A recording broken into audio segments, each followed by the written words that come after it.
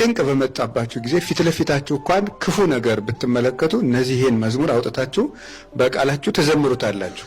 መዝሙር 22ን፣ መዝሙር 24ን፣ መዝሙር 26ን፣ መዝሙር 50ን፣ መዝሙር 69ን። ስለዚህ እነዚህን መዝሙራት በቃላችሁ አጥንታችሁ ሲቸግራችሁ ትጸልዩዋቸዋላችሁ። በምን መስፈርት ነው የተመረጡት? መጽሐፈ መነኮሳት በመከራ ጊዜ እንድንጸልያቸው ይሄንን ያዛል። የመከራ ጊዜ መዝሙራት ናቸው።